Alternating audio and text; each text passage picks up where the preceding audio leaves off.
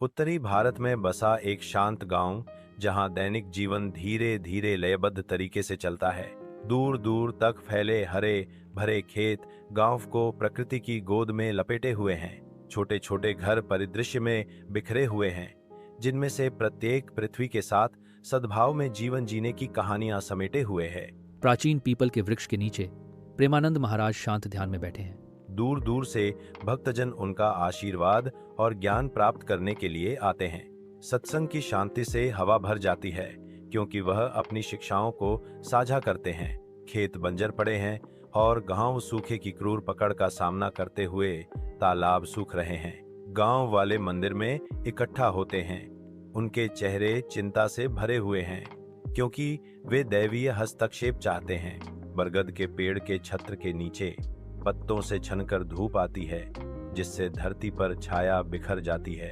गांव के बुजुर्ग, जिनके चेहरे चिंता से भरे हुए हैं, प्रेमानंद महाराज के पास आते हैं। ग्राम प्रधान विनती करते हैं, महाराज, हम आपसे प्रार्थना करते हैं कि आप हमारे लिए प्रार्थना करें। प्राचीन बरगद के पेड़ के नीचे राजा गर्मजोशी से मुस्कुराते हैं। उनकी आंखें भीड़ को खोज रही हैं। सूर्य का प्रकाश चंदवा से छनकर आता है, जिससे एक अलौकिक चमक फैलती है।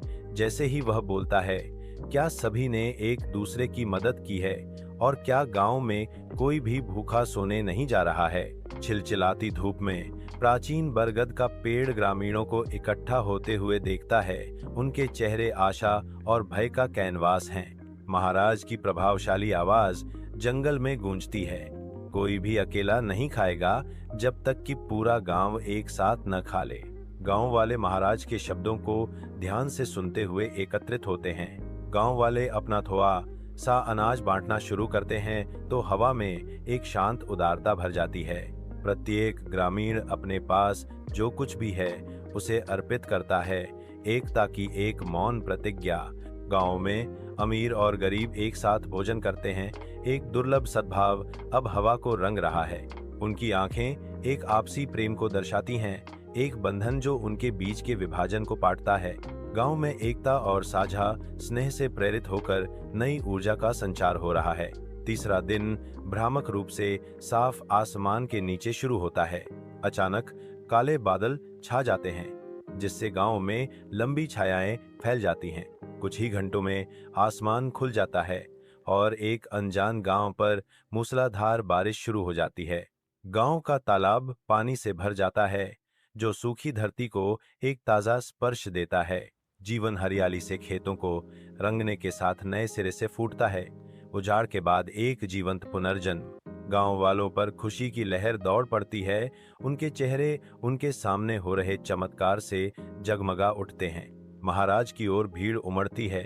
उनके चेहरे विस्मय और निराशाजनक आशा का मिश्रण हैं। भीड़ घोषणा करती है, आपने एक चमत्कार किया है। प्राचीन बरगद के विशाल छत्र के नीचे धूप नाचती हुई परछाइयों में धरती को रंगती है। ग्रामीण जन खामोश श्रद्धा में एकत्रित होते हैं। उनके चेहरे विस्मय और आश्चर्य का कैनवास हैं। महाराज सौम्य ज्ञान से जगमगाते हैं। भीड़ को शांत करने के लिए हाथ उठाते हैं। उनकी आंखें शांति को दर्शाती हैं। यह चमत्कार मेरा नहीं है, महाराज घोषित करते हैं, बल्कि ग्रामीणों की करुणा और एकता का प्रमाण है। गांव एक नई सुबह में जागता है, क्योंकि खुशी हवा में व्याप्त है और सद्भाव हर ग्रामीण के दिल को भर देता है। हर बातचीत में प्यार पनपता है, क्योंकि ग्रामीण मुस्कुराहटों, हाथ मिलाने और हार्दिक आलिंगनों का आदान प्रदान करते हैं। गांव हंसी से गूंज उठता है, क्योंकि ग्रामीण एक घेरे में एक साथ नाचते हैं। अपनी विनम्र कुटिया में महाराज की बुद्धिमत्ता हवा में भर जाती है, जो दूर देशों से साधकों को आकर्षित करती है। पुराना बरगद का पेड़ ऊंचा खड़ा है।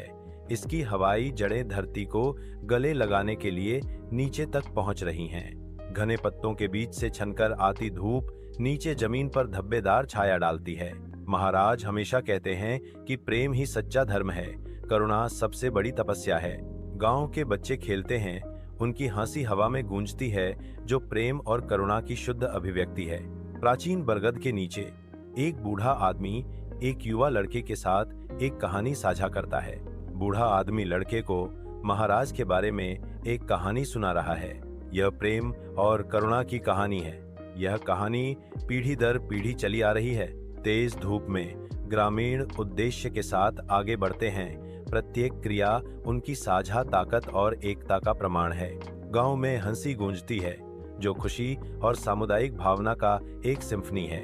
गांव एक शांत खुशी के साथ सांस लेता है। हर कोना गर्मजोशी और रिश्तेदारी बिखेरता है। मंदिर ग्रामीणों से भरा हुआ है। उनके सिर चुपचाप प्रार्थना में झुके हुए हैं। धूप रंगीन कांच की खिड़कियों से होकर गुजरती है, उनके शांत चेहरों को रोशन करती है। हवा धूप से भरी हुई है, क्योंकि वे भगवान से प्रेम और करुणा बनाए रखने की प्रार्थना करते हैं। गांव जीवंत ऊर्जा के साथ जागता है। हवा उत्सव की खुशी से भरी हुई है। ग्रामीणों के चेहरे पर हार्दिक अभिवादन और उज्जवल मुस्कानें छा जाती हैं। प्रत्येक बातचीत उनकी साझा खुशी का प्रमाण है। समृद्धि विनम्र गांव को सुशोभित करती है। हर हर्षित निगाह और गर्मजोशी से भरे आलिंगन में इसकी वापसी का जश्न मनाया जाता है। बरगद के विशाल छत्र के नीचे महाराज शांत ध्यान में लीन स्थिर हैं। उसका चेहरा शुद्ध आनंद से चमक रहा है, जो उस गहरे शांति को दर्शाता है जो उसने अपने भीतर पाई है।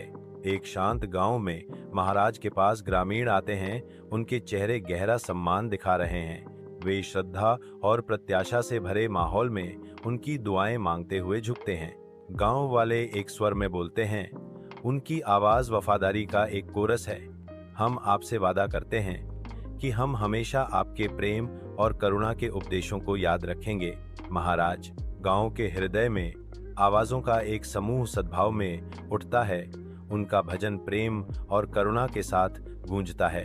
मधुर ध्वनियां हवा में भर जाती हैं, गांव को शांति और एकता की चादर में लपेट लेती हैं। गांव के आलिंगन के बीच ग्रामीण इकट्ठा होते हैं। भोजन की सुगंध और प्यार की स्पष्ट भावना से बंधे होते हैं।